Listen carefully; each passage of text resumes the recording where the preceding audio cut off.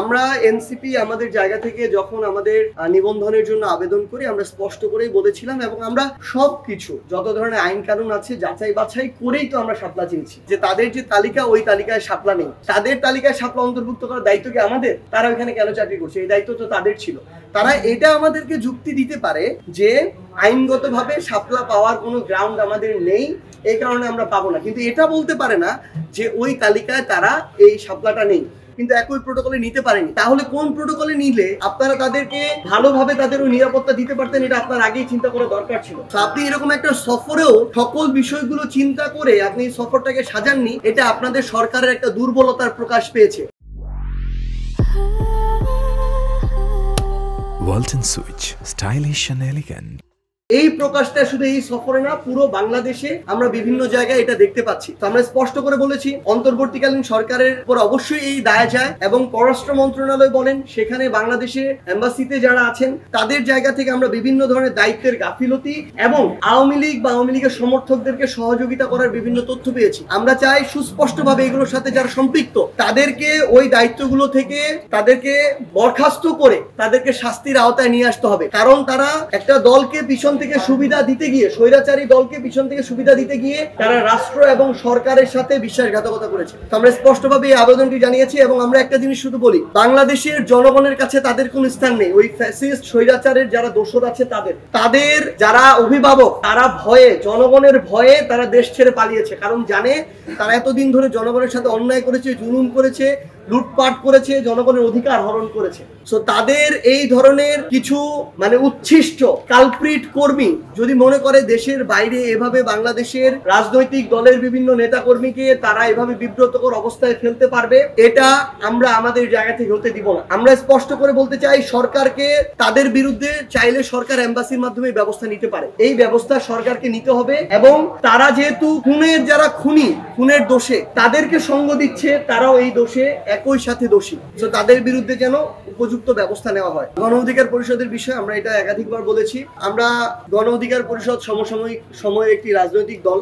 কোটা সংস্কার আন্দোলন 2018 থেকে উঠে আসা, নূর ভাই নেতৃত্ব দিচ্ছেন আহ্বায়ক হিসেবে, তারও একটা বিশাল লড়াই সংগ্রাম রয়েছে এবং আমরা চাই যে আমরা যারা একই চিন্তা ভাবনার, একই পন্থার আদর্শের রাজনৈতিক দলগুলো রয়েছে আমরা ঐক্যবদ্ধ হতে, কারণ বাংলাদেশের মানুষ আমাদের ঐক্যবদ্ধভাবে দেখতে চায়।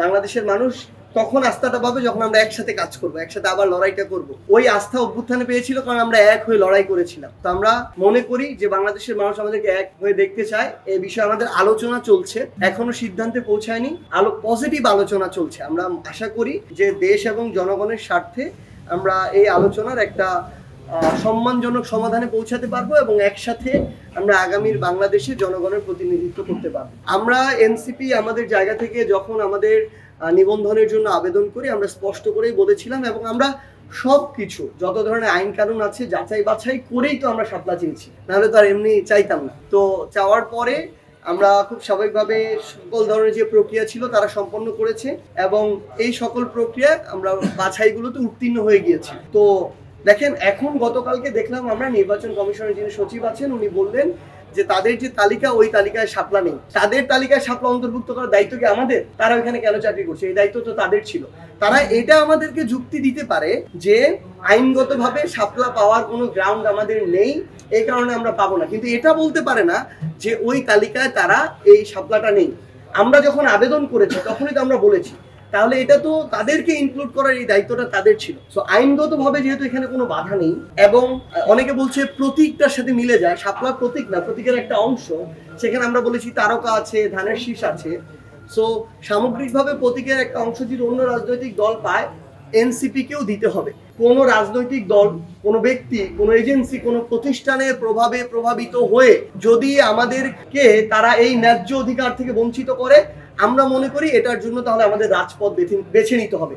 কিন্তু অভ্যুত্থান পরবর্তী বাংলাদেশে একটা স্বাধীন এই ধরনের প্রতিষ্ঠান থেকে আমরা কোনো ধরনের বায়াসড আচরণ প্রত্যাশা করি না। আমরা চাই তারা তাদের জায়গা থেকে তাদের ব্যক্তিত্ব, প্রতিষ্ঠানের যে স্বাধীনতা সেটা বজায় রেখে যে সিদ্ধান্ত আইনগতভাবে সেটি নিবে এবং এনসিপি শাপলা প্রতীক পাবে। শাপলা প্রতীকে এনসিপি আগামীর যে ইলেকশন সেই ইলেকশনে অংশগ্রহণ করবে।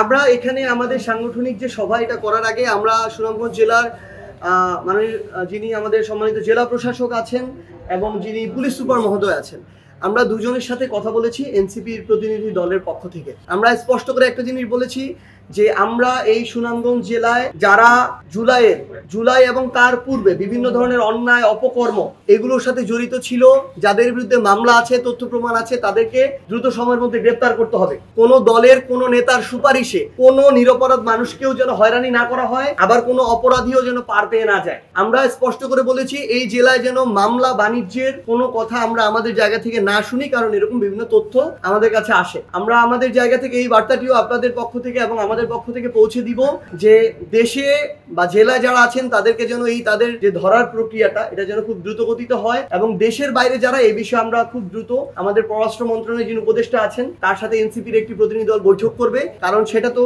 এম্বাসির মাধ্যমে ওই বিষয়টি আইনগত প্রক্রিয়ায় যেতে হবে, সেটা আমরা ওইভাবে করছি। আপনারা এখানে আমি শুধু একটা কথা বলবো, আমি চাই আমার জায়গা থেকে এবং এনসিপির পক্ষ থেকে যে আপনারা এটা আমাদের সকল এখানে যারা মিডিয়া হাউস রয়েছেন, মিডিয়ার আমাদের ভাইরা রয়েছেন, আপনারা এটা আপনাদের জায়গা থেকে এইটুকু দায়িত্ব পালন করবেন, এটা আমাদের এনসিপির পক্ষ থেকে চাওয়া। আমরা আগামীর বাংলাদেশে এমনকি সুনামগঞ্জের কোনো মিডিয়াকে এনসিপির মিডিয়া হিসেবে চাই না। আমরা কোনো মিডিয়াকে কোনো দলের মিডিয়া হিসেবেও চাই না, না বিএনপি, না জামায়াতের, না এনসিপি, কোনো দলের না। আমরা আপনাদেরকে অনুরোধ করব আপনারা এই স্ট্রাগলটা করেন। আমরা অনুরোধ করব আপনারা আপনাদের সম্পূর্ণ যতটুকু সম্ভব সর্বোচ্চ পেশাদারিত্ব দয়া করে বজায় রাখবেন, কারণ আপনারা সুনামগঞ্জের আপনারা 100 জন 1 লক্ষ মানুষের চেয়ে শক্তিশালী। আমরা চাই এই সমস্যাগুলো আপনাদের মাধ্যমে আমাদের কাছে আসুক, এবং আপনাদের এই যে কাজটা আমরা জানি আপনাদের এটা আমরা অলরেডি কথা বলছি আপনাদের বেতন নিয়ে কিংবা আপনাদের সুযোগ সুবিধা নিয়ে, আপনারা যে লাইফটা স্ট্রাগল করেন, আপনাদের যে অনিশ্চয়তা, কোনো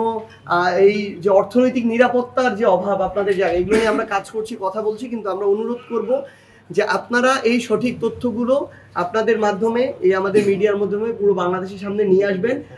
আপনাদের যে কোনো প্রয়োজনে এনসিপি সবসময় আপনাদের পাশে থাকবে।